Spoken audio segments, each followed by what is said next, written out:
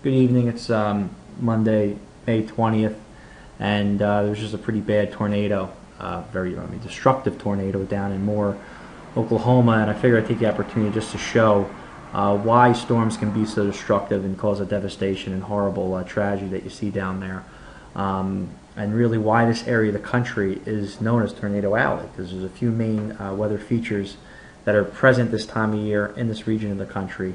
But it starts off with a low pressure system, a storm system that you have right up here in the Rockies. This is where the cool air is. It brings a jet stream right over this region, spins back moisture. And you can see in the upper level of the atmosphere, here's the actual jet stream. You can see one jet stream streaking up into the northern lakes. The other jet stream is shearing down here like this. You have the split of the jet streams in this region, and usually when you have severe weather, it's where the two jet streams split, which is, you can see right where Oklahoma is and where this horrible storm was. And in front of the storm system, you have a very humid air mass. You can see the green is the humid, hot air that was present over Moore. Here's the temperature profiles. You can see the very warm temperatures in this region. The clearly defined cold front right here where the other storm system was. So what you end up having is very strong winds in the upper jet stream, and also close to the surface you have winds coming out of the south, and this is called a wind shear. So you have winds coming like this, you have winds coming around like this. That creates spin, and the only remaining ingredient is instability. And we had the instability with the hot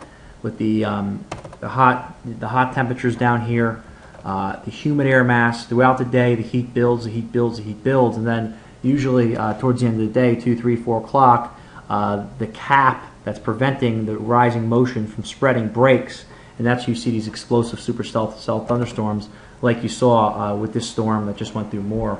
And this is a radar image that I took off the internet that shows really when the storm was right over Moore, and you can see the massive supercell that was developed. This was around 3 o'clock this afternoon their time, and they're really just a horrible devastation that a storm like this caused. This was an F4 tornado, winds 200 miles an hour plus, and you hate to see something like this. And this is actually a good graphic that was on the internet that shows what I just explained. You can see, again, there was that low pressure system that we have. Again, you have the cool air coming in here, you have the warm air, so cool air runs into warm air. Cool air is more dense than warm air, so it lifts up the warm air. Normally that always causes showers and thunderstorms, but the really critical component, like I said, that made this so severe was you had a very strong southerly winds coming out from this direction. They created spin. You had a very, very fast jet stream over top, and that just creates an explosive situation.